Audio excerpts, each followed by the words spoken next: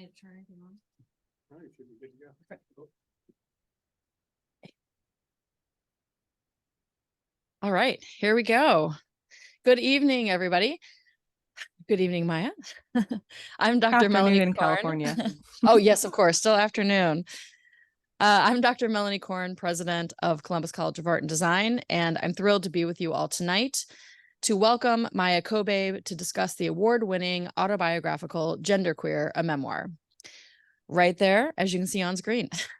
This is the college's first year common read for the 2023-24 academic year. For any of you who might not be familiar, CCAD's first year common read is an annual program designed to build community, encourage dialogue, and help new students locate themselves as critical thinkers and citizens. I'd like to extend thanks tonight to Professor Robert Loss, who not only organized tonight's event, but spearheads our common read initiative. This event is also part of CCAD's annual Visiting Artists and Scholars series. We're incredibly thankful for our sponsors who allow us to bring innovative artists, designers, and thinkers to the college and regularly host events like this that are free and open to the public. Much thanks to the Greater Columbus Arts Council, Ohio Arts Council, and the Skestos Endowed Fund for visiting artists and lecturers. And if you enjoyed tonight's conversation, I'd encourage you to follow CCAD on social media if you don't already, at CCAD.edu, to stay up to date with our public programming throughout the year, which will include additional artist talks, gallery exhibitions, art fairs, and more. Tonight, we're meeting in a unique hybrid format, and I'd like to thank CCAD's IT department, and especially Eric Danella, for their help. Whether you are joining us online or are here in person, know that you'll be able to ask questions later during the Q&A. And with that, it's my pleasure to introduce our guest tonight. Dr. Jeremy Stoll is an associate professor at CCAD and the head of the Science and Social Science Department, as well as a queer comics creator and scholar whose research focuses on comics in and of India. They recently edited The Comics World, Comic Books, Graphic Novels, and Their Publics, which won the Comics Studies Society Award for the Best Edited Book of 2021. They are currently collaborating on the forthcoming volume, Turn the Page, Illustrating India's Comics Scenes. And Jeremy is also committed to comics work on the ineffable in life, including autobiographical work in Rainbow Reflections, Body Image Comics by Queer Men, and a comic essay in a forthcoming volume on X-Men, the animated series. Jeremy will be in conversation tonight with our featured speaker, Maia Kobabe, an author and illustrator from the San Francisco Bay Area. Her first full-length book, Genderqueer, a Memoir, came out from the Lion Forge Comics Oni Press in May 2019. It was a winner of an Alex Award and Stonewall Honor in 2020 and nominated for an Ignatz Award and the Best Graphic Novels for Teens list from YALSA in 2019. It was also the most challenged book in the United States in 2021 and 2022. In response, Maia has advocated for freedom of speech and the importance of public and school libraries. In a recent comic for The Nib, he writes, "We need to make the voices supporting diverse books and opposing book bans even louder." Maia earned an MFA from California College of the Arts in 2015 and has participated in many exhibitions, including one that just opened this month, Unbanned, at the Arion Press Gallery in San Francisco. The exhibit is described as a celebration of the power of books to expand imaginations, open paths to empathy, and act as bulwarks against fear and misunderstanding. Maia's next books are Sachi's Stories, a middle grade fiction comic co-written with Lucky Sri Kumar, due out from Scholastic Graphics in 2025, and Breathe, Journeys to Healthy Binding, a nonfiction comic on trans health, written with Dr. Sarah Peitzmeyer, due out from Dutton in 2024. We are thrilled to have Maia in community with us tonight, and please join me in welcoming Dr. Jeremy Stoll and Maia Kobabe.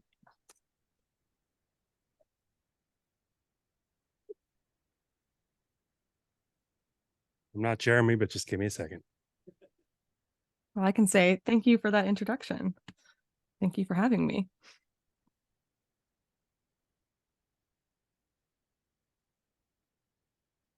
Hello. All right, so I think that we're going to get started with a brief presentation from Maya. Yes, I wanted to share my screen and show just a few images from sort of the developmental phase of genderqueer and the sketching, writing, thumbnailing process, as that is something audiences who've read the book already almost are always curious about. And especially if you are, some of you may be comics authors yourself, but if you aren't, or you aren't super familiar with it as a medium and a process, this kind of like gives you enough material to answer questions you may have already had or didn't know you had, or inspire some new questions. So I'm going to share my screen. I'm going to try to not go longer than about 15 to 18 minutes, ideally. And here we go. So yes, I am the author of Genderqueer, a memoir. It came out in 2019. And the first 2 years of this being out in the world were a very peaceful, quiet existence of a debut author from a small publisher. And then I've had 2 years of being the most challenged author in America, and that has been a very different experience. But oh shoot, am I gonna let me? Okay, hopefully the slide just changed, but let me know if my slides don't seem to be changing as I speak. You guys have read the book, so you know that I grew up in the Bay Area, California. I grew up in a very loving, liberal, and accepting family who really didn't give me a lot of pressure to be any specific way. That included things like gender and clothing, and also like careers and jobs. I never felt like my parents wanted me to be something other than sort of happy and successful in life.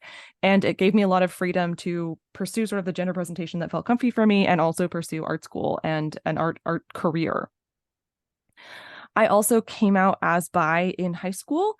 I already had several out gay family members on my mom's side of my family who came out before I was even born. So for me, the decision to come out to my parents was a pretty safe one. I was quite sure that coming out as queer would not threaten my safety, my health, my housing, my family relationships, my friendship relationships, my future job prospects, my health care, or any of those other factors. I was still pretty nervous because it's always kind of nerve-wracking to talk to your parents about anything to do with sex and sexuality.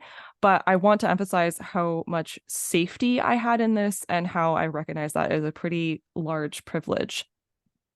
Even though, as I was comfortable talking about queerness and coming out as queer in high school, I was also deeply questioning my gender. And that was something that I felt much less comfortable talking about. And I think a huge part of this is because of the representation that I had as a young person. By the time I was in high school, I had met out gay, bi, and lesbian adults and older students, but I would not meet an out trans or non-binary person until I was in grad school in my early 20s. And I was constantly searching for stories that had sort of like gender non-conforming, non-binary, gender, transgender storylines, and I was very able to find very few as a teen. I was a teenager in the early 2000s. We're talking pre-Glee. This was a long time ago. There was a lot less media at that time, and a lot of what I could find was in manga, which I wouldn't necessarily recommend any of these as like the best representation today, but it's what I could find at the time, and it really meant a lot to me, and I was very like hungry for these stories. I have 2 art degrees. I got an undergrad degree, a BFA in studio art, and I was already interested in doing hopefully book illustration. I was interested in children's book illustration and also comics. This is an example of a very long-term project that I worked on between undergrad and that I ended up applying to CCA with as my master's thesis. It's a medieval fantasy adventure comic called The Thief's Tale. You can probably see it is somewhat different than the style that I come to work in now. It was done entirely traditionally, drawn in Sakura micron pens on vellum paper, very detailed, so much hatching, a lot of just like careful historical details. I worked on this comic for a really long time. I drew about 150 pages of it. I was posting it online as a webcomic, 1 page a week for a long time. I worked on it for around 5 years. And for a long time, I was really sure this was going to be my first book. But even though I poured a lot into this story, what I didn't talk about in this story was a lot of the big questions that I was considering in my life, such as queerness, identity, sexuality, like coming out to friends, family, and in the professional sphere. Like those things are not in this story anywhere, and this story really never gained much of a audience or readership. And I think it was partly because I was not engaging with those sort of bigger, more vulnerable questions in it.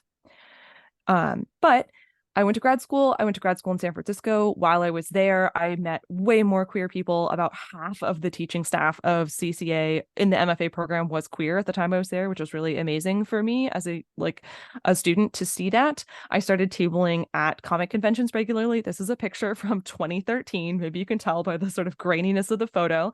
I am at the CCA Comics MFA table with Justin Hall, who is one of my professors and is now the chair of the program. And it was these experiences, living in San Francisco, meeting a lot more queer people, having an out queer professor, Melanie Gilman, who I mentioned in the book, and just having a lot more conversations about gender and identity and pronouns that kind of made me realize that I wanted to explore these themes in my work. But another part of that was literally tabling at conventions and realizing like, okay, I identify as queer and a lot of my work is queer, but like, where do I bring up pronouns, especially when I'm like meeting all of these new people? And people are encountering me through my work and then maybe knowing about me as an author, but not knowing me personally. I was really struggling with wanting to come out as non-binary, but not knowing sort of how to open that as a conversational topic. And I know that there's a scene in Genderqueer where I mentioned like not bringing up my pronouns while tabling at a convention. And then finally a friend of mine saying like, you just have to write comics about this. And finally, I ended up taking that advice. So here are some of the very earliest comics I ever drew that sort of wrestled with gender as a topic. These are from mid-2016. And you may recognize the comics that are labeled number 45, 46, and 47 are the earliest draft of one of the opening scenes of Genderqueer when I went to grad school and I had a professor sort of challenge me to write about one of my demons. That when I got that assignment in 2013, I was like so unready to face those topics that I like taped over the pages in my sketchbook. But I came back to that assignment like 3 years later. And I feel like I finally sort of faced the assignment and did the assignment after I was already graduated from school. And these comics they're very small. I drew them about 4x4 inches in real life. And you can see I'm working in a much simpler, more stripped down style. I was very inspired by the cartoonist James Kochalka and his Daily Diary comic series. And these were not drawn as like the beginning stages of a book or even as a finished narrative. I literally sat down and drew these, and they're all memories, experiences, conversations, etc., that have to do with gender or felt gendered or a gendered interaction. And I just wrote them as they came to me. They're completely non-chronological. And I really wrote them because I was struggling to come out and I was struggling to figure out how to talk about gender. And I finally got to the point where I was like, I just have to write about this. And I was using these comics ideally as like a tool to come out to my professional community. And in later 2016, I ended up posting them online, like one at a time. And I also like emailed them to all of my extended family, my grandparents, my aunts and uncles, when I asked them to start using non-binary pronouns for me, as a way to try to say like, this is part of what I mean when I talk about gender. Like this is what's underneath the tip of the iceberg that is pronouns. And almost as soon as I started sharing these comics, which I also printed in these tiny zine forums that I sold at Zine Fest, I sold on Etsy, I traded people, mailed them to people, almost immediately, readers began to respond to this comic work far more strongly than any previous comics I had made, especially the sort of fictional work. People began to leave comments on these posts online, things like, I had no idea anyone else was thinking about this, or I've really wrestled with this too, and I thought I was really alone in that, or I didn't even know there was a word for this, or reading these comics feels like a hug.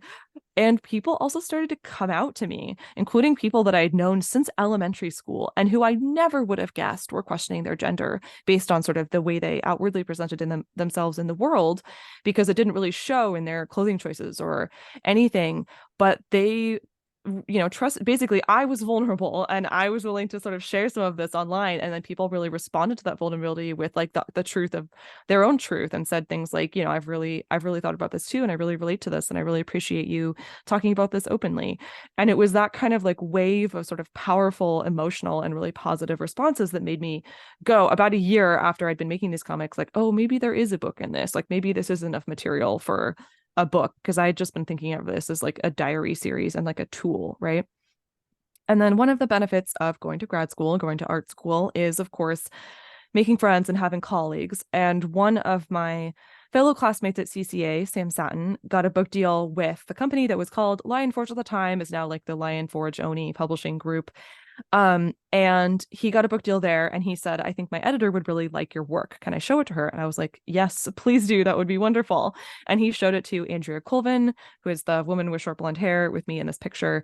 And she really mentored me through the entire pitching process of this book, because initially what I pitched to the publisher was just asking if they wanted to print a collection of all the little black and white comics I had already drawn. And I was imagining this little like sort of square, almost like gift book volume. And they rejected that pitch and said, no, we don't want to do that. But would you be willing to expand this material, draw it in full-size comic pages and do it in color and turn it more into like a full-length narrative rather than this series of little like vignettes and strips? And so I said yes, because I felt like I could do that. And also it was the only book offer I had ever received at that point, and I was very keen.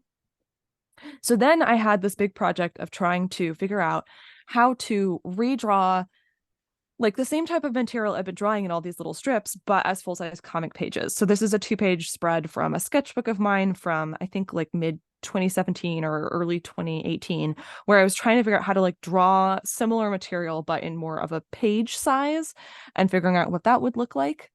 And then this is a version of that same spread, but colored digitally. So up to this point, I had been almost entirely a traditional artist. These sketchbook pages were done ink on paper, of course, but the publisher really wanted the colors to be done digitally, partly because it's faster and also because it's just sort of more in line with what especially like young adult readers expect in a comic book these days. But I didn't feel comfortable doing that myself. So I asked if my sibling, Phoebe Kobabe, could do the digital colors, and they said, we'll submit some color tests and we'll see. So this was actually one of the very first ever color tests that Phoebe submitted for the book. And you can see initially we were imagining that the pages would be much more limited color, like only 2 colors per page. But when we eventually did the finished pages, so here's that same spread, but from the book. And you can tell I basically traced over my sketchbook pages in Photoshop. So inked it digitally, really like cleaned up the line work, tightened up the lettering so it's much more even and easy to read. And it is still colored in a limited color palette, but it's more like 5 to 6 colors per page rather than like 2 or 3 colors per page. And I absolutely love these pages. And I'm really, really happy that I got to work with my sibling on the book. By the way, Phoebe came out as non-binary about 1 month before the book was published, and now uses they, them pronouns, even though we used she, her pronouns for Phoebe in the book. But working with Phoebe was really wonderful, in part because the story of my childhood is, of course, the story of their childhood as well.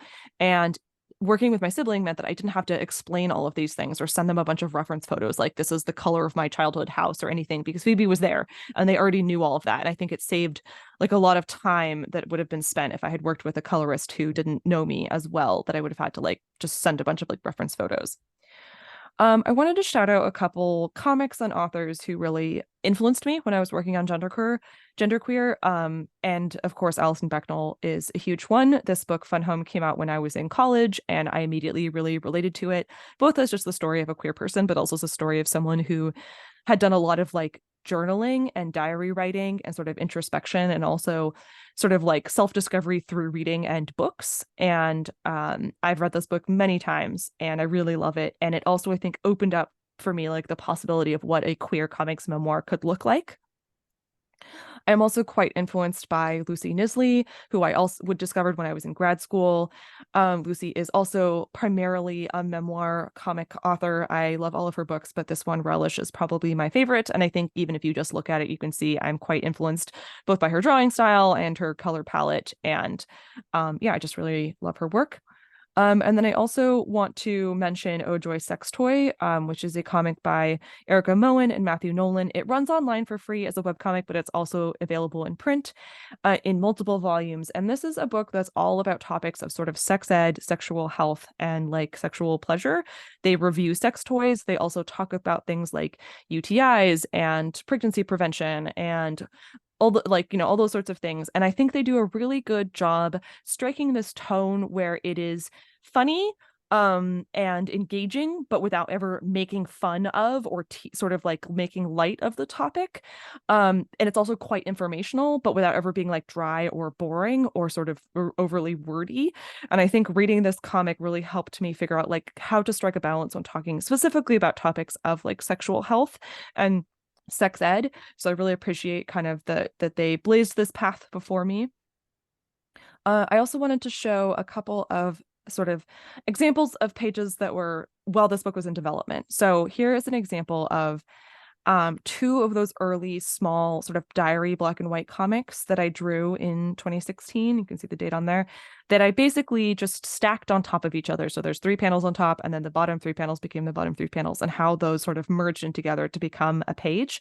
You can see I redrew it a little bigger. The lettering is much clearer.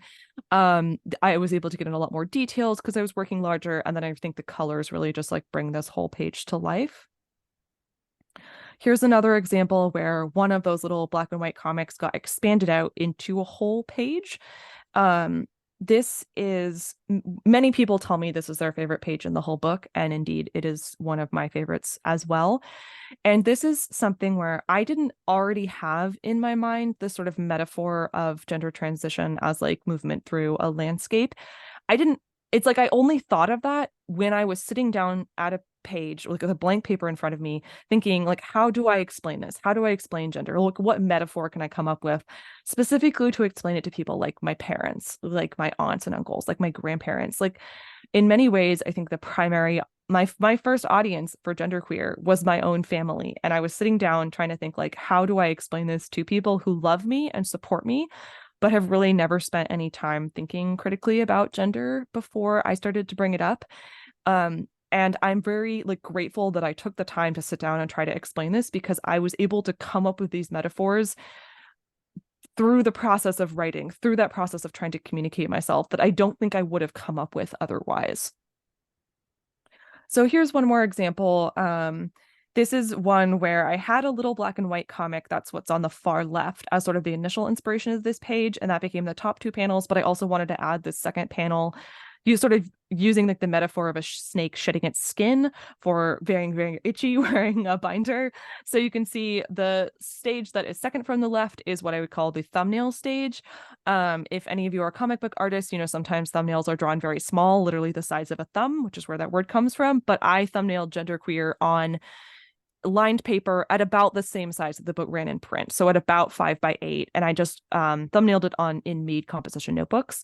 The middle stage here is the penciling stage, so everything up until the pencils is drawn by hand on paper, and the penciling stage is where a lot of the sort of like art decisions get made. And also I cut a lot of text. I almost always write too much text in the beginning and have to like cut it down as I go through. And then the second from the right is the ink stage, which is where I have taken my pencils, I have scanned them, I have redrawn it digitally in Photoshop. And then the final stage on the far right is with the colors done by my sibling. Here's one more example. This is a page that never had one of those earlier black and white comics, because basically I had been drawing those comics when I was just out of grad school, and I'd realized I had mostly drawn and written about memories that were fairly recent. So in like the sort of most recent 5 years around the time I was writing them, and I had written and drawn much less about my childhood. So when I sat down to work genderqueer from a series of little comics into a whole book, I ended up having to like go back and think a lot about my childhood and try to like clarify memories as well as I could, and write a lot of new material about my childhood because I hadn't really covered that yet. And you can see in the thumbnail page on the far left, I initially thought I needed to have 2 panels per tier, like one that has sort of the craft and one with little first grade Maia. And then when I got to the penciling page, I realized like, oh, actually, I can put these both in the same panel. I don't need those panel divisions. And then the second from right is the ink stage, and then the final stage is just the colors. One thing that I sometimes get asked when I speak about genderqueer is people will ask me, well, now that this book has been so challenged and that has become a really big part of it, you know, did your publisher at any point suggest that you should edit out some of the more like sexually explicit material, or should you, you know, did anyone ever tell me I should take out the menstrual blood or the masturbation scene or the dildo or anything like that? And the answer is no. The only thing my publisher was worried about was copyright infringement. And so what they made me edit out when I turned in sort of the final book for a legal review, I had previously drawn all of the covers of all of these different queer books that I recommended. So you can see the 2 pages on the left. I had very carefully drawn this very detailed, tiny version of all of this book cover art. And they said, oh, no, you can't show the cover art of other books. We might get sued by another publisher. But you can show the spines and the titles. So I had to redraw those 2 pages so that you could no longer see the cover of the books and you could only see the spines, which was very annoying to me because I didn't want to have to redraw finished pages. But ultimately, I was glad that I did it because when you turn the book on the side to show just the spine, you can show a lot more titles. So I was actually able to like pack in a lot more book recommendations in the edited version of these pages. And I do think that the edited versions are stronger. But it was still kind of frustrating to get this like editorial feedback pretty late in the game of working on this book. I also want to talk just briefly about the design of the cover. It was extremely important to me that the cover of this book not be like half pink, half blue, half male, half female, because that is not at all how I understand my gender. I am non-binary. I am 100% non-binary. It is a complete thing that I am, and I have always been non-binary ever since I was born. I don't relate very strongly to a trans narrative of like before and after transition or before or after coming out. For me, the only before and after is before and after I had the language to describe sort of my own identity to myself and others.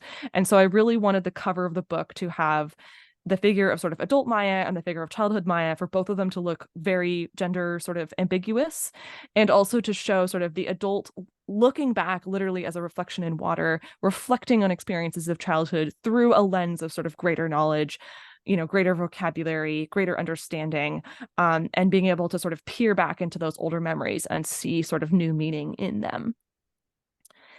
As I briefly mentioned a couple of times, this book came out in 2019. It was well received. I mean, it got good reviews. It sold well in the first year. It was particularly supported by librarians, which was wonderful. It won 2 awards from the American Library Association, which meant that almost every public library in the country buys all of the award winners of the ALA awards. So that meant that librarians were purchasing it. But it certainly wasn't making national headlines. And so I kind of had 2 years of being like, just sort of like a low-key debut author who was happy with the success of Air Work, but not, you know, it wasn't like blowing up. And then in the fall of 2021, we sort of entered this era of the current book challenges that we are still seeing to this day. And my experience since then has been very different. It has been weird, it has been hectic, it has been stressful, it has wasted a lot of my time and also raised a lot of concerns for me about the future of free speech in our country and the future of libraries and the future of free education and information. So that has been something I've been dealing with, which I'm sure we'll get to in the Q&A, but I feel like I kind of the elephant in the room. I can't not mention it in a presentation at this time. But that is all of the slides that I was planning to share. So I will turn the emceeing back over to our host. Thank you. That was awesome. It was great to get some insight into the process and see all the pieces coming together over time. In the process, you answered a couple of our questions already. That was the goal. Yeah, nice. One student had asked about how you came to the comics form, and I think you really covered that very clearly. And I was going to ask about your influences, but you talked about a bunch of them.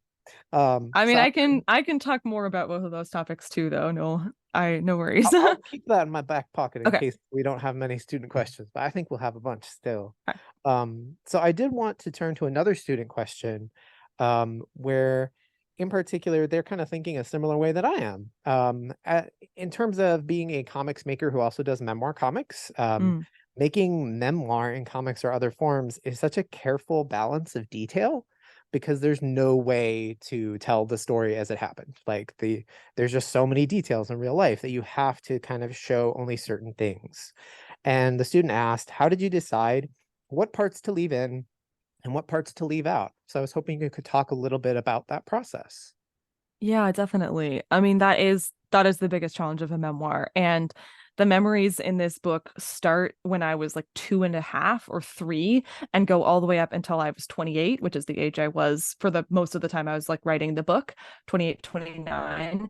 And so obviously that is like almost 30 years, and there's no way you can capture like every moment of 30 years in a 240-page book. So I did have to be selective. And basically, I think most memoir settles around a theme. And I, as I mentioned, was quite a prolific like journaler and diary writer. So one of the things that I did, and I started writing journals when I was about 11, I did go back and reread every single diary that I had written since I was 11 until I was like 25, which was like kind of when I fell off of journal writing.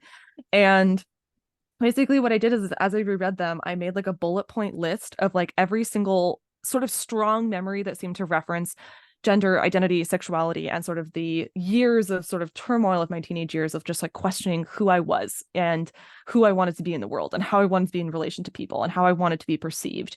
And that list was frankly kind of a list of like all of these memories that at the time generally usually felt very private, sometimes quite shameful, sometimes very embarrassing, definitely kind of scary. And there were many things that I had thought at the time that I would never share with anyone, that I would go to my grave having never talked about. And that list became like the outline of the book, basically. And and so I tried to like pull out things where it felt like gender particularly like impacted how I had been interacting with people. And I did my best, like, I had to recreate a lot of the memories from before I started journaling. So anything that happened before I was like 11 is just from memory. And I'm aware that it is not perfectly accurate, but also like pretty much every single person who appears in the book got to see that the pages that they appeared on and offer me feedback at the penciling stage. So I asked, like, there's a scene when I was in 3rd grade where like I took my shirt off on a school field trip to a river and my dad was there, and I asked him, like, do you remember this? And like, how do you remember this happening? And tried to like get as much sort of primary and secondary sources as I could to be as accurate as possible while also acknowledging that like memory is imperfect. But yeah, there are definitely some fairly major pieces of my life that I didn't mention or that I left out. And usually it was because they were either thematically not relevant or because I just didn't want to talk about them. There was a super brief mention in the section around that I'm talking around 2015, where I say that I was dealing with a family health crisis. That was my mother getting cancer, and when I was in my final semester of grad school, and I becoming my mother's like primary sort of like caregiver, driver to doctor's appointments, like, and all of this, like, while also trying to handle the final months of my schoolwork. And that was really stressful. And it was a really big thing that happened in that year and really impacted me. But I'm not writing a book about cancer. I'm not writing a book about caregiving. And also I didn't really want to like share intimate details of my mother's medical history. So like that is like for an example of a very large life event that just like isn't mentioned in the book hardly at all.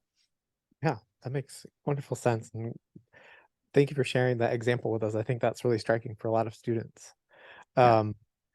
So another student question, which I'm rephrasing a little bit, just to touch on kind of this same theme of what do you share or not share, but they were specifically interested in when you show the moment where you first encountered the Spivak pronouns, er, and they wanted to know, how did you know these were the pronouns for you? What felt different or unique about them? Yeah. Again, I kind of have to place that in a specific time. I believe that was like either very late 2014 or like early 2015. So it was a period in which I knew a couple people who were using they them pronouns, but Merriam-Webster had not yet like made their official dictionary statement that like, yes, they them pronouns are accurate to be used for a singular person, and like the grammar people can calm down about this. And so most of the people I knew who were using they them pronouns at that time were having to like constantly argue with people about whether they were like grammatically correct, which is one of the reasons why I personally didn't want to use they them pronouns. I was like, I don't want to have to like have this argument over and over. And I also just, for whatever reason, they didn't feel quite right, even though I really loved using them for other people. And so when I heard Spivak pronouns, it was just this moment of feeling, honestly, just like delight and kind of like joy. It was a moment of that, like feeling like if you find like a pair of jeans that like fit like just right and you pull them on and you're like, oh my God, these are the most comfortable pants I've ever owned. I will never take them off. It was that feeling of just like finding something that fit really well and really loving it.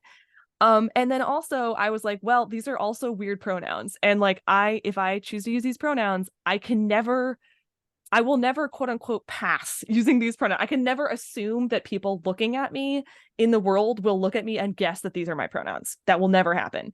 So I'm also signing up to like a lifetime of explaining them and conversations. But I was like, you know what? I think I'm ready for that. Like, I think I can handle that.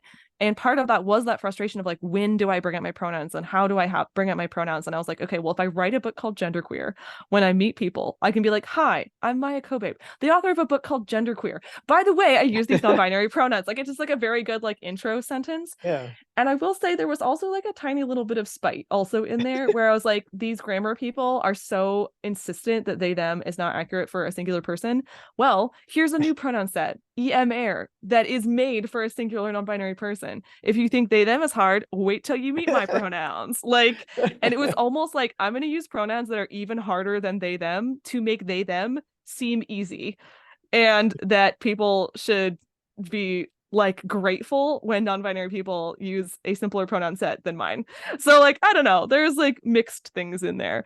And then it's interesting because many people's pronouns and gender identities evolve over time. Mhm. Now in 2023, I have a ton of friends who use multiple pronoun sets. Like I know people who use she, they, he, they, they, who use they and it, like all these other options. And so I do at this point in my life kind of I use EMR and they, them in kind of different settings because I've realized like actually having multiple pronoun sets is pretty awesome. But like basically how it shakes out for me is that I use they, them sort of among friends and like socially. And I use EMR in my professional circles and in my author life. So if anytime anyone is like introducing me as an author, EMR are my pronouns. But if you're just like in my little queer trans, friend group, like, and especially if like everyone in the whole room uses they, them, like I will also use they, them. So yeah. Nice. Thank you. And I'll just kind of echo the spite element in that we often talk about in the comics classes. Spite is a very good reason for doing things creatively. As long as Sometimes it's the fuel balance. you need for the fire. Yeah, exactly. Yes. Okay, so another student had a question. Kind of everybody wanted to know about the writing process and like how you chose what elements to include or not include. And so the next one is kind of about what happens after putting out a work like this. They specifically asked, given the personal nature of genderqueer, what has it been like having so many of your personal thoughts and fantasies out in the world for people to pick up and read? And I know you've kind of talked about this somewhat, but did you have anything that you could add? Yeah, I mean, I was a little nervous when this book came out. I mean, I am an introvert. It might not seem that way having written a revealing memoir. But I am an introvert and I'm like a homebody. And I did actually start seeing a therapist like very shortly before this book came out for two reasons. One of them was that I was working towards top surgery and I wanted to talk about some fears and doubts and expectations around that with the therapist. But I also had the thought like if the shit totally hits the fan when this book comes out, like maybe it would be good to like already have a therapist like lined up to help me deal with that. Yeah. But like mostly it was been really good. Like I am the kind of person, I like talking about gender, especially at this point in my life. I like talking about it. I like talking about identity. I like talking about how these two things intersect for people and like how they figured stuff out and like what pieces of media informed that and what life experiences informed that. And so like there's nothing in the book that I shared that I didn't want to share. And again, remember that the primary audience I had in mind was my own parents. And my parents read drafts of this book multiple times while I was writing it. So there's nothing in there that I wouldn't literally sit next to a couch on my mom and like read with my mom and get her like page by page feedback on.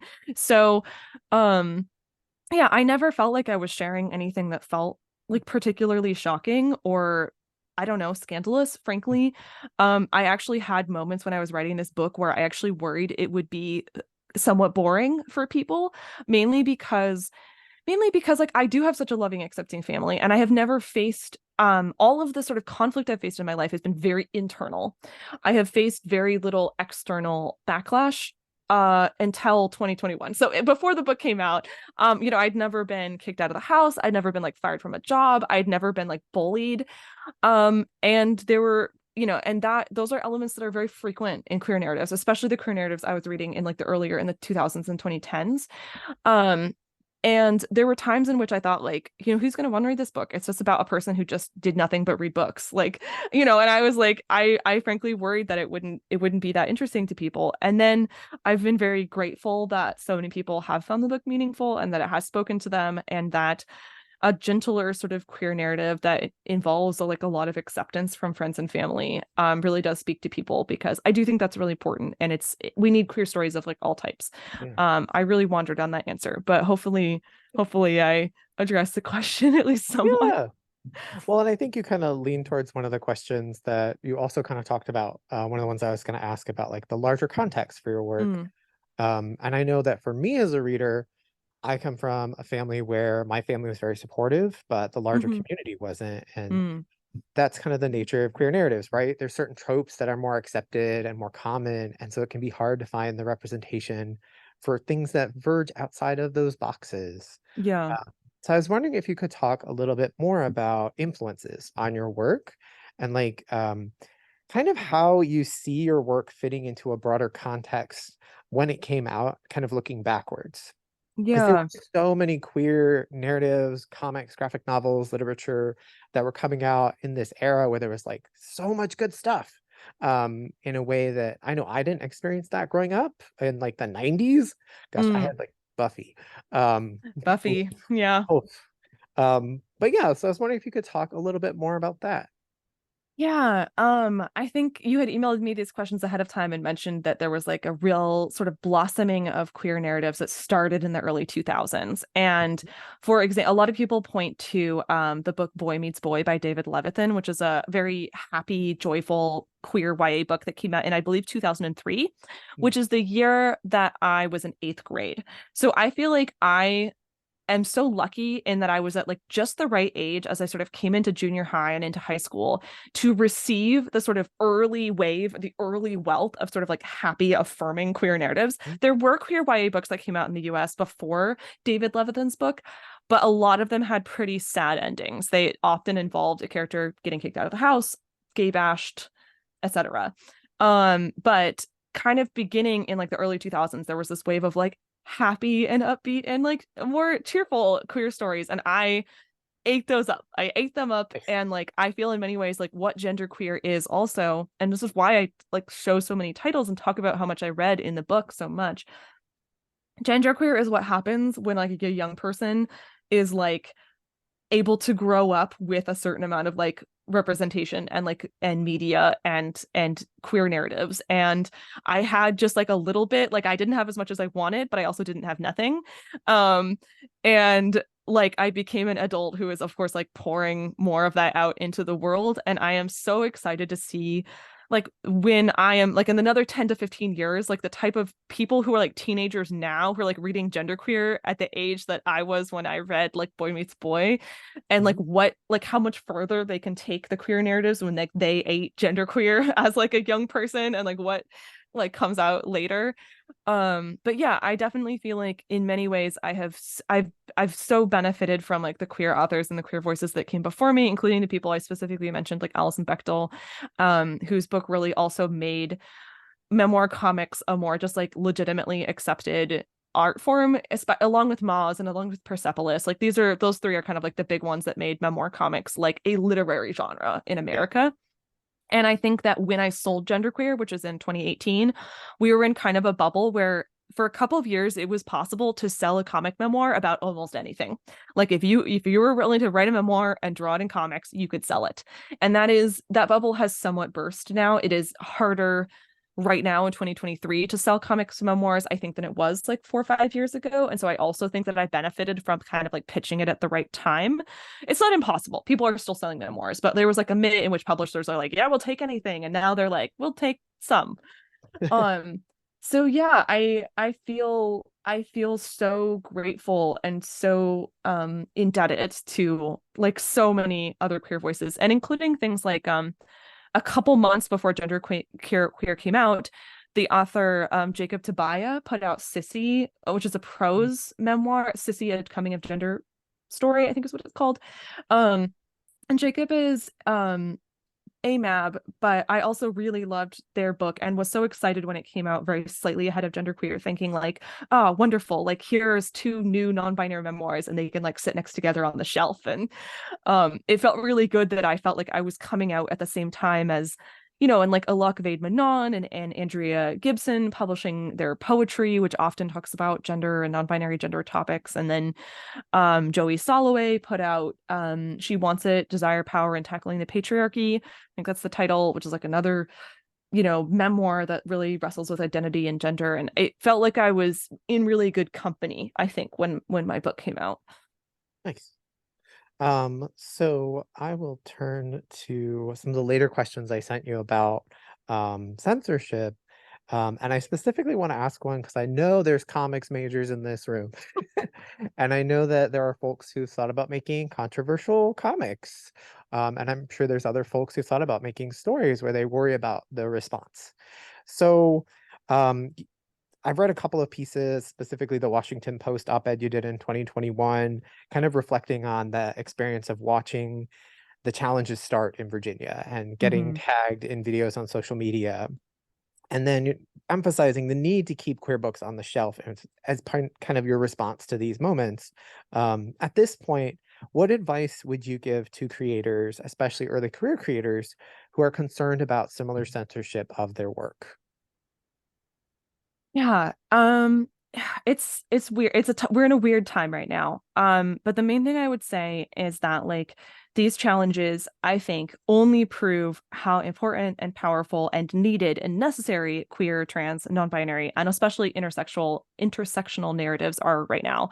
I am writing from like a very like white, middle class, liberal, queer, non-binary background, but like it is so like one of the other books that has been really challenged is George M. Johnson's All Boys Aren't Blue. George is Black, non-binary, and HIV positive. And so it's like their book has some overlaps with mine, but it even goes into these other topics that are also really being challenged, including race, the history of race in America, and then also books that are about sex ed and sexual health and things like HIV.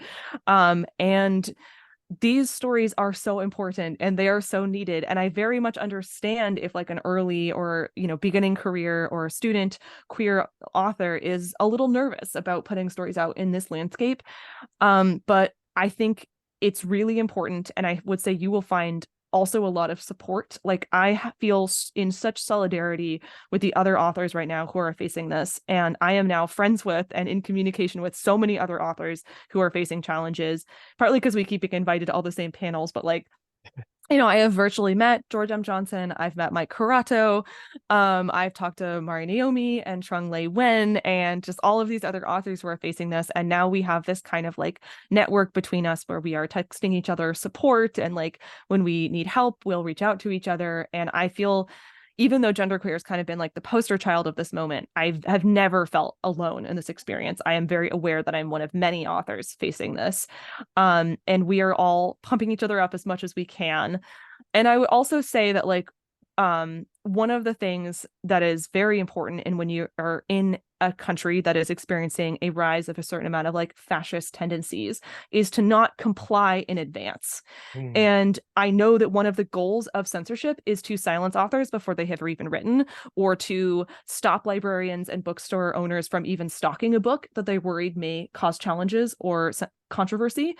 And it is so important to not let the fear of censorship silence you before you have even spoken.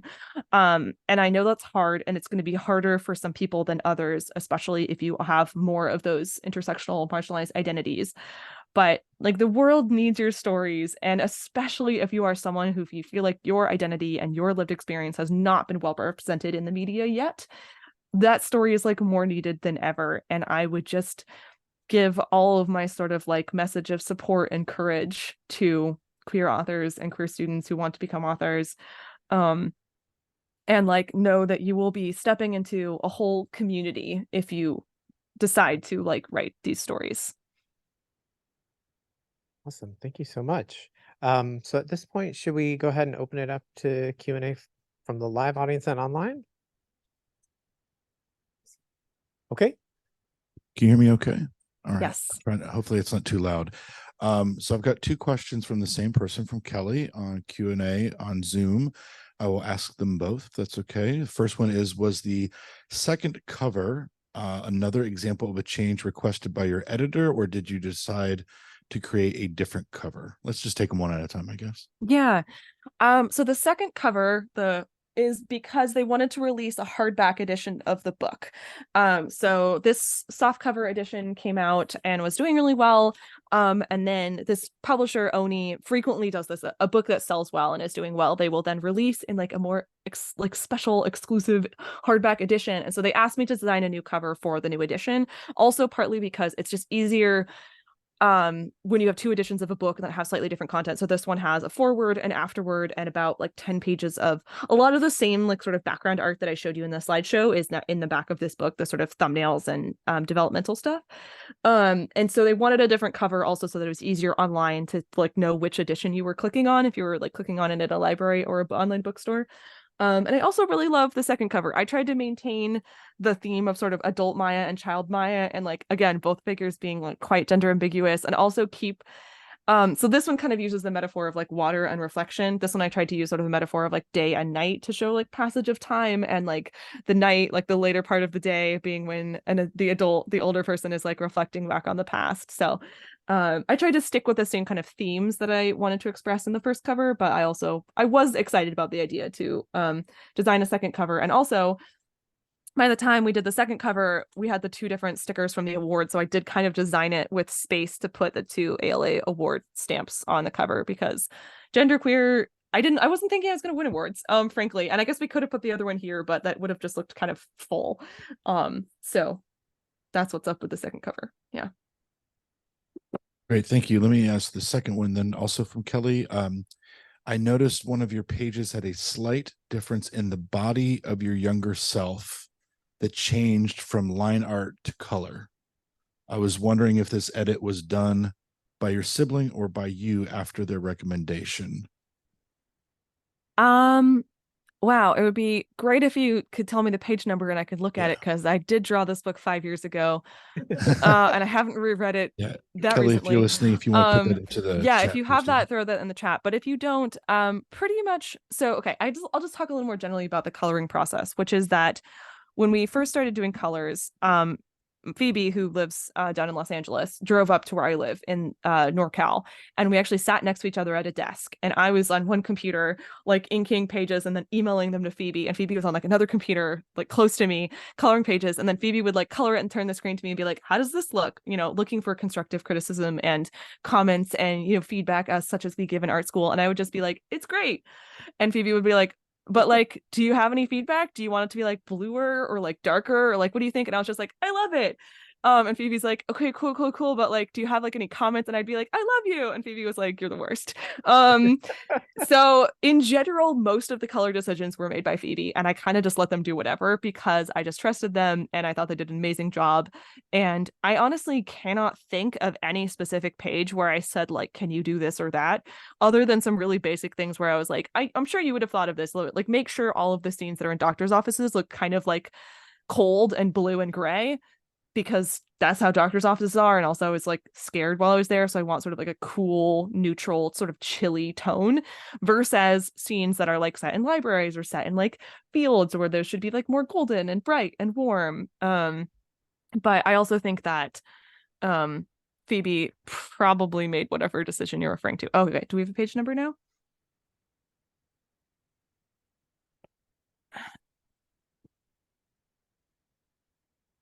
That. Okay, page 22. All right. Oh, are you referring to just okay? I think with Doesn't this say question hardcover or askers, softcover. yeah, I think this question just referring to the fact that on some pages the line art is a little different colors. Yeah, I actually almost none. I think none of the pages in this book is the line art actually black. On different pages it is either dark brown. Sometimes it is a dark blue, sometimes it is a dark red. And that page is an example where on one side is kind of a dark blue, and then it switches to a sort of a brown. So there's kind of a noticeable difference of the line art on the two pages. We basically changed the line art as one of the ways to mark that a scene was shifting, because sometimes I ended something kind of abruptly and didn't say like 4 years later or 3 months later or something. So the line art color is just a choice that, again, mostly Phoebe made, but that I had probably said, like, could you like shift the line art color when it's like the opening of a new scene? Like that answers that. Yeah.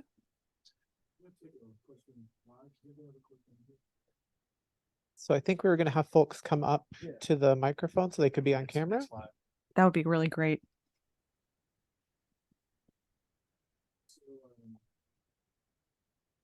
So Maya, I'm gonna put another question into the regular chat. Oh, okay. So for you to see. Okay, Robert wants me to let you know that he's Okay. going to put another question into the regular chat for you to see. Okay. Hi. Hello. I guess this is kind of less about like actual comics making and more about like the gender presentation part of the book, I guess. One of the things that I was really interested in, not so much like as a main concept of the book, but just like really niche, was like the inclusion of genderqueer people and AFAB people in the relationship with body hair, kind of. I Mm, stopped shaving my legs once I got to college. It's the greatest thing ever. But Yeah, it's it saves so much also time. yeah, but it's also terrifying Hmm, because mhm. having leg hair doesn't necessarily match my gender presentation. So I'm just wondering if you have like experiences or like mentalities of how to deal with when you present your gender one way, but you still feel like you want to have gender presentational aspects that relate to a different gender identity. How do you feel like you're doing it wrong sometimes, or like you need to fit in a certain box? Like, how do you deal with that? Yeah. Yeah, it's I'm glad you brought that up because it's interesting how difficult those choices can be and how long it can take to become comfortable with those. I know I mentioned, like, I talk about leg hair and genderqueer and how I did not want to shave my legs because I did it. I've actually only shaved my legs one time in my entire life and I hated it. I was like, I hate doing this. I cut myself a bunch of times. I was like, this feels awful. The growing in phase feels awful. Um, Actually, maybe it was like twice. I think I shaved them for like a wedding and also for like my college graduation. And like that was it. And because those are also both events that I was gonna be wearing like sundresses to.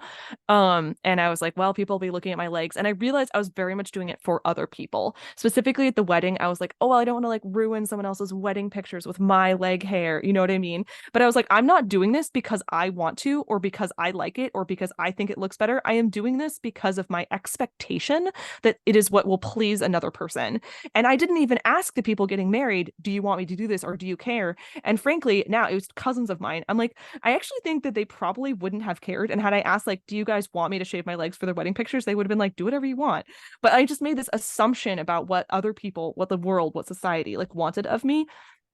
But anyway, like I didn't shave my legs for all of high school and I was like proud that I didn't, but I was also completely unwilling to let anyone know. So I also never wore shorts a single day in all of high school. So it was this weird contradictory thing where I was like, I'm not shaving my legs. That's a political statement. That's my truth. But also no one can know because I don't want anyone to comment, because I don't want anyone to perceive me, because it feels awful. And it took like a long time, even with something like leg hair, like, and even though I was out as queer, I was questioning my gender. Like it took me a really long time to get to a place where I was like, not only do I not want to shave politically, and I also like having leg hair, I also want people to see it. It was a long journey. It probably took me like 12 years, frankly. So I would say like, don't pressure yourself. It takes time. It's really hard to unlearn sort of the lessons of kind of like capitalism, because I do think that like especially things such as shaving come from capitalism because people want to sell razors and they want people to like, so much of body presentation and image comes from advertising, wanting people to feel bad about their bodies so that they will purchase products to change them. And it took me a long time to be like, not only is this something that I want to do, but also I like it. And now I'm like, leg hair is awesome. And I'm very glad to have a group of friends, most of whom also don't shave unless they want to. And many people saying like, oh, but leg hair is like the accessory that like makes the outfit. Like it needs to be shown with my sundress because it's like part of the look. And I'm very glad to have like come to a place in my life where I feel that way and most of my friends also feel that way. So we're kind of on the same page. But yeah, it is complicated. And I think don't feel bad if it feels like a large decision or weightier than you thought. When you're like, I know I beat myself up about being like, this should be easy, or like I shouldn't be worried about this, or like I should have like moved past this stage of in my feminism or something. But I'm like, no, it's hard and it takes time, and just like be nice to yourself. Yeah. Thank you.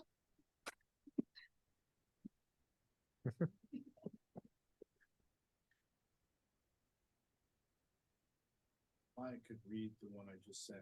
Oh, yeah, we've got a question in the chat that Robert was hoping we could turn to. Yeah, will you read it for me Okay. and the audience? Um, Can I get to it? You should be Okay, cool. Hello, Maya. I'm roommates with the artist you worked with on Spitball. As someone who considers myself gender non-conforming as a butch lesbian, but not trans/NB, and having seen other people with similar identities relate to your book, I guess, were you expecting people outside of trans/NB circles to relate to the stories you told? You really captured a lot of the anxieties that come up with growing up a fab. Thank you for asking this question. It's interesting. Like, I definitely was hopeful that other people who are questioning their gender would also find genderqueer and would find it useful. Specifically, I hoped, and I like included page numbers to like facilitate discussion, so people could be like, page 70, I really related to that one, or like page 85, not so much, or whatever. But I have actually been surprised how I think widely how many different types of people, different types of identities people have who find the book relatable, including people who are fully identifying as cisgender, but who struggled with things such as periods or cramps, or just any kind of real like body shame, body dysmorphia, as well as dysphoria. And I'm just really, really glad about that. And I think one of the reasons is that all of us have a body, and all of us probably struggle with at least one aspect of it at some point in our lives, whether that is because of like disability or because of body image or because of gender or many, many reasons. And I think what it has made me realize is just that like struggling to accept our existence in a human form is more universal, I think, than I had realized, which is really wonderful for me because I personally had felt so alone in my like gender confusion as a teenager. And it really seemed like everyone around me, all of my peers, like had it all figured out, and that like everyone was like, it was so easy for everyone else, and that nobody else was like struggling with the things I was struggling with. And now, as an adult and as also a person who hears from a lot of readers, I'm like, oh, no, I think everyone is going through something, actually. It's just that we have been conditioned and trained that those things are shameful and that we shouldn't speak about them. And so I'm really happy and I'm very like grateful when people who are not specifically trans and non-binary relate to any part of my book.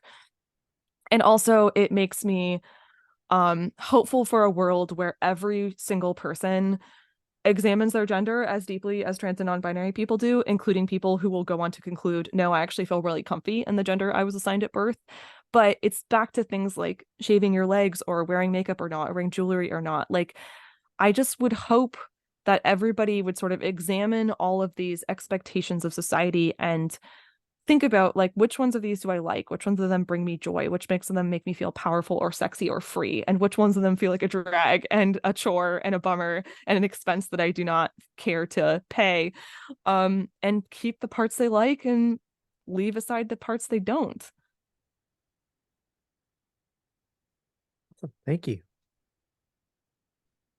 I don't know if you can hear the very light, polite clapping, but it's happening. Oh, I can't, but I can now see little movements. Okay. Cheers, everyone.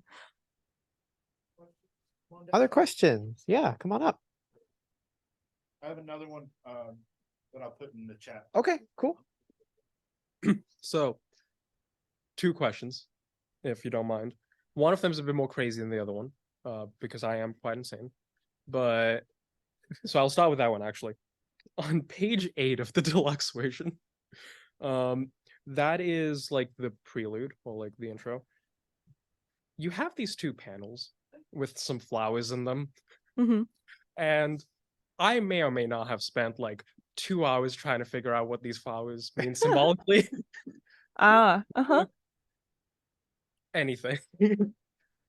Yeah, so the middle panel, those are just your standard garden variety dandelions. And I really love dandelions. I think they're very beautiful and they're very bright. And also I just like deeply believe in the abolishing of lawns and the replacing of lawns with like native and useful plants, and dandelions are edible and also like a great pollinator plant. And so I just really support dandelions and also hate lawns, so that's part of what that symbolizes. And then the one below it is the California poppy, which is the state flower of the state of California, which is where I've grown up. They're very beautiful. I really love them, and they're it's definitely one. I don't know if every state has this, but like California hardcore relates to the California poppy. And I know so many Californians who have California poppies tattooed on their bodies. So that was just kind of meant to symbolize like, you know, this is all the Golden Gate Bridge. This is another classic sort of symbol of the state of California. So I just wanted to put poppies in there that's very like, we're in California in case you forgot. So that's what's going on there. I did figure out the bottom one as the state flower after a friend told me, hey, wait 1 second, that's orange, not red. Yeah. Where I was after I looked into that. I was like, oh, lovely. But yeah, the other more serious question is, with being non-binary, how do you relate the concept of androgyny and being androgynous with being non-binary, and does it relate at all, or is it matter? Yeah, that's a really good question. I think it mattered to me a lot as a teenager.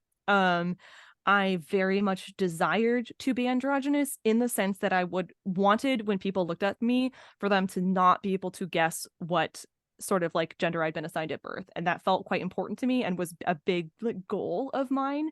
And also androgyny was like a thing that really attracted me, both in the sense of like whenever I saw anyone in like any setting, grocery store, whatever, where I was like, I cannot immediately clock like this person's gender. I was very intrigued by that. And I was often would then be like, what is that person doing? Or like, what is that sort of energy? How are they dressing? What are they doing with their hair? And like, can I adopt any of that for myself? And it was like, I wanted it, but very much in the sense of like, I want that for me. And I think as I have gotten older, I have had a more complicated relationship with androgyny as an adult. And it's partly because there is now that like non-binary genders are a little bit more recognized in society. There's this real expectation that non-binary people are thin, white, AFAB, and relatively androgynous. And that is obviously means that it excludes a lot of people. It excludes a lot of people of different identities and body types. And I now have a lot of non-binary friends who are not those things, who are brown, who are fat, who are femme or not obviously androgynous in many ways. And these people are just as non-binary as me. And that, like, basically I have come to like very much realize and understand that like no non-binary person like also owes the world like androgyny. So I feel like I have a more complicated stance on it now. And also kind of relating back to an earlier question, like when I started to come out as non-binary and use non-binary pronouns, I realized like I had basically completely stopped wearing jewelry and like patterns and colors, as I sort of talk about at the end of the book. And I was like, I really like all of those things. I love florals. I love patterns. I love dangly earrings. Like, and I had been like not allowing myself to wear them out of this perception that they were too femme, or that when wearing them, I would be read as femme. And I kind of had to get to that place of being like, no, I should do whatever I want, and I should choose the pieces of like presentation and clothing that bring me joy, and not care so much like how they are perceived, because I know who I am. And at this point, I've written this book, so a lot of other people know who I am, and it matters less what like a stranger in a grocery store, how they perceive me, I guess. Thank I you. hope that, Yeah, I no, hope that that answers helps. it. Okay. Okay. I guess before I leave, one last question. Any projects you're currently working on that you're most excited for? Like future future projects? Yeah. I can go into that now. I just know I was going to hit that before the end of the presentation. I am working on 2 different books right now. They were mentioned briefly in my bio, but I'll say a little more. One of them is called Breathe, and it is a short 64-page book that is about mental and physical health sort of effects for, or health concerns for people chest binding. And so it goes into personal stories of people who have used different types of binding methods and whether or not they felt any kind of physical symptoms or how it improved their mental health. And then it also has like stretching exercises and like journal prompts and like research and like kind of more nonfiction-y stuff about how to think about binding as a tool, as like part of a toolkit for gender affirmation. So that's one of them, and I'm really excited about it. It's going to come out sooner. It's a lot shorter. And it's going to come out probably next summer. And I co-wrote it with a researcher from the University of Michigan who's done a lot of long-term qualitative studies with mostly non-binary and trans-mass folks who have done chest binding. The other one, Sachi's Stories, is a fictional middle grade graphic novel, also co-written. And Sachi was very much written because when I was touring with Genderqueer in 2019, I had quite a lot of parents read the book and come to my book tour stops and say, this book was so helpful for me as a parent of a gender nonconforming child, but my child is like 10 or 8 or 6, which is too young for Genderqueer. And so I had parents asking me, would you ever produce an all ages version of this book? Basically asking if I would abridge my memoir. And I did not want to do that for several reasons. One of which is it just felt weird to like edit down my life story. And then second of all, I had literally just finished that book and I was not keen to like redo it again.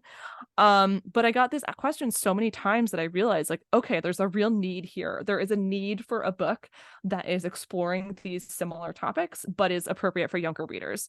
And so I wanted to write the sort of junior high version. And it is very much, influenced by my own experiences and feelings and emotions from when I was like in 6th and 7th grade, but it is fictional. And that kind of allowed me to like give the character sort of more knowledge than I had as a 6th grader, and also more conclusion to some of the sort of emotional arcs. The book also talks about like a friendship breakup, for example, which is something I also experienced in junior high. So yeah, so those are the things I'm working on. They're very much both about gender and about all of those sorts of tangled questions. But they're both a little different, and I'm really excited for both of them. Okay. Well, we're here. Thank you. Thank you.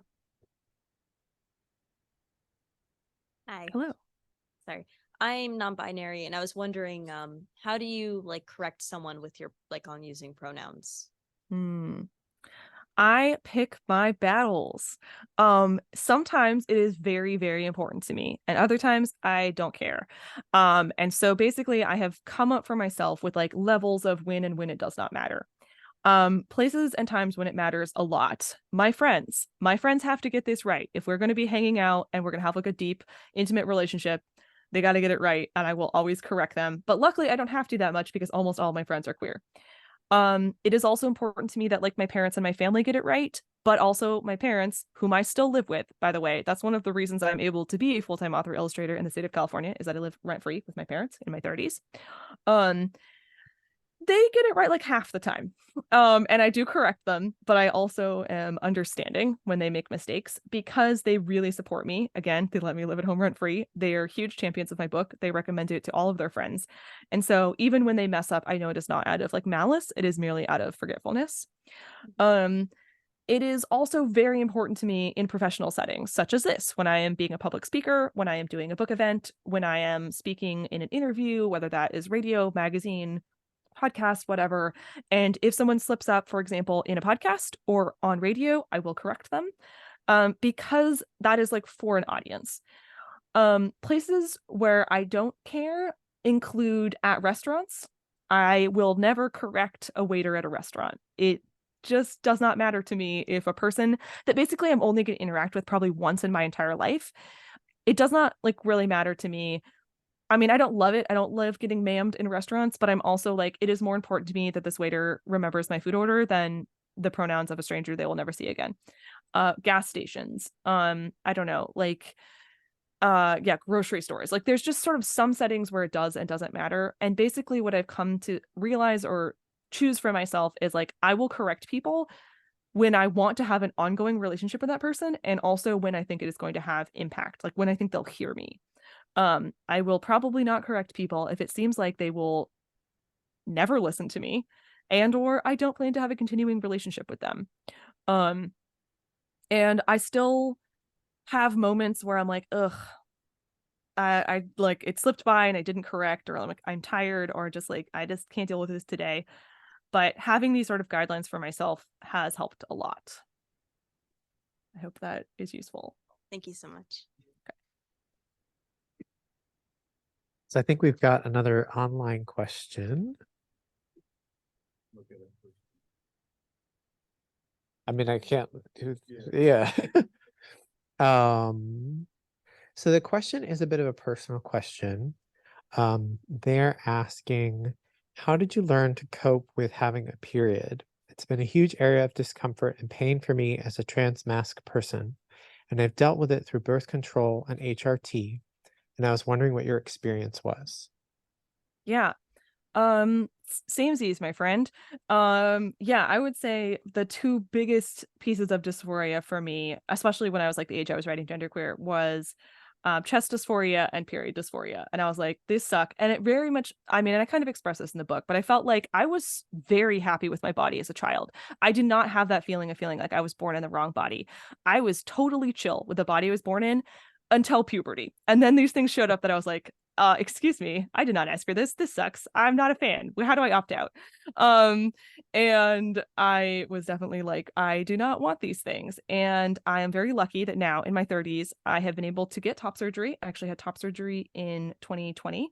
So that was one thing. And then after that, I had been quite afraid to take any kind of birth control before I had top surgery, because when my siblings started taking a birth control, their boobs grew like a whole cup size. And I was like, nightmare, can't deal with that. So I did not do any birth control until after I had top surgery. So then I was like, okay, the boobs are gone. I no longer have to worry about that. Now I can start taking birth control.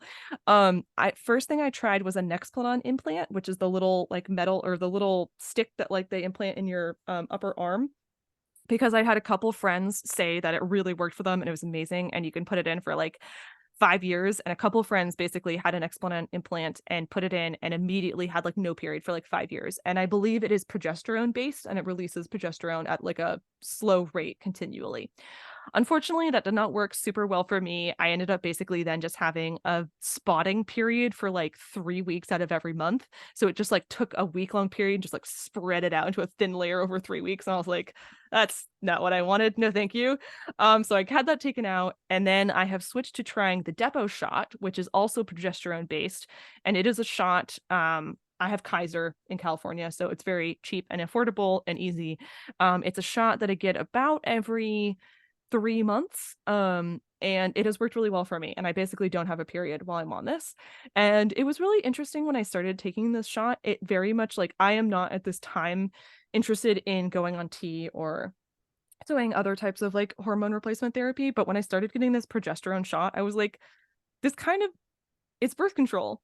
But in a certain way, I am now replacing hormone. I'm on HRT. I'm just on the hormone of P instead of E or T, which is interesting. Is that the non-binary pronoun? Or anyway, it was very interesting. I had been at first I'd been kind of hesitant because I was like, I don't want to have to go into the doctor's office and get a shot like every 3 months. That sounds annoying. But once I started taking it, I both really have enjoyed like what has done for me, and also actually felt it pretty affirming and kind of like nice in like a gender sense. So yeah, so that's what I've done. Everybody's body is different. Again, the Nexplanon implant is amazing for some people and works really well. I also know other people who are really into an IUD.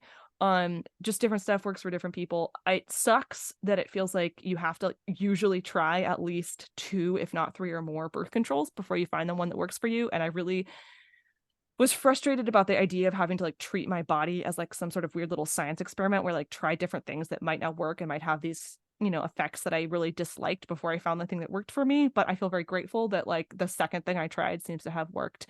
And I really hope that everybody who doesn't want to have a period can be as successful at finding something that works for them, because not having a period rocks. Thank you. Okay. So I have a question to kind of help us wrap it up. Since the camera's over there, I'm gonna go over there.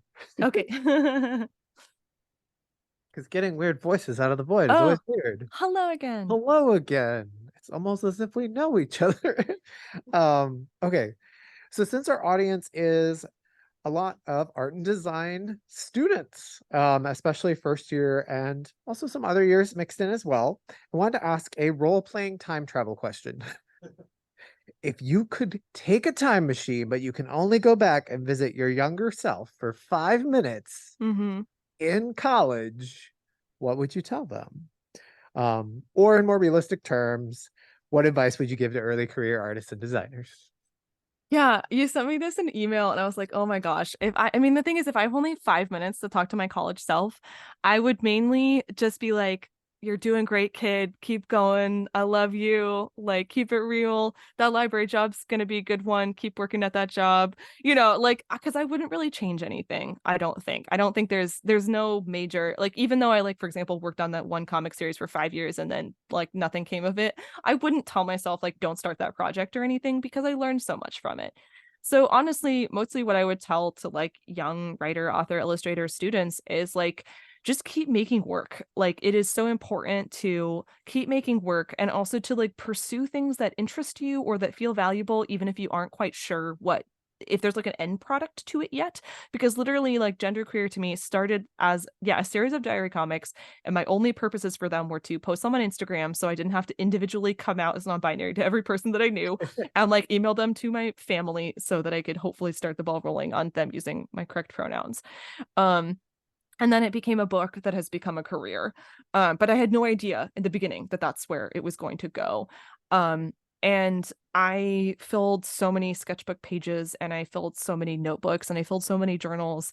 And I'm really grateful that I spent all of that time as a young person just like developing my skills, developing my craft, and like never giving up.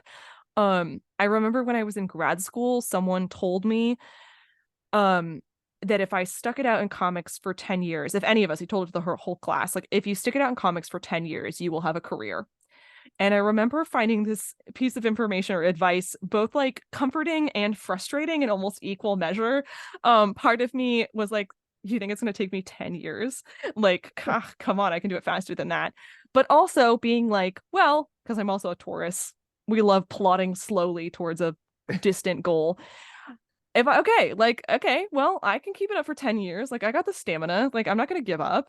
So if I just keep at it, I'll get there. And hilariously, I self-published my first zine and tabled at my very first ever zine fest in the fall of like 2012. And by fall of 2022, my book was like the most challenged book in America. And I had like sold my second book, and I was like, had been on NPR 5 times. And I was like, okay, I'm pretty sure that I can keep doing. I think I'm established now enough that I can keep doing this for the rest of my life, and that I can afford to be like a full-time author illustrator for the rest of my life. And so I was like, well, it did kind of take 10 years, and now here we are.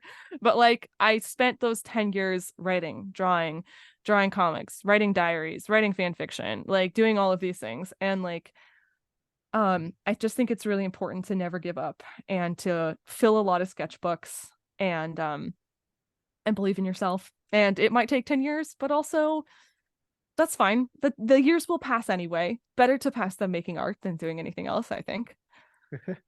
Nice, thank you. Well,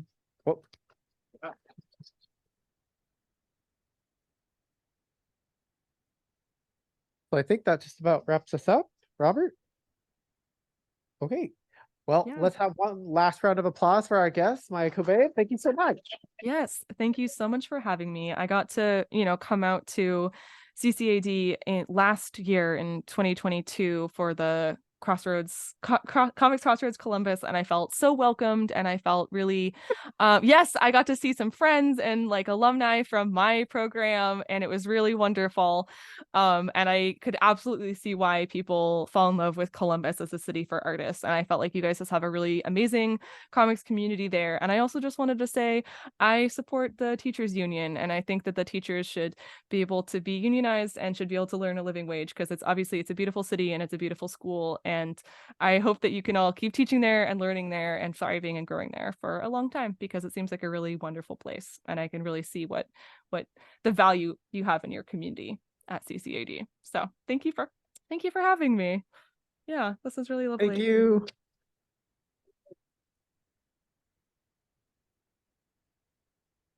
I don't know what to do now. Yeah.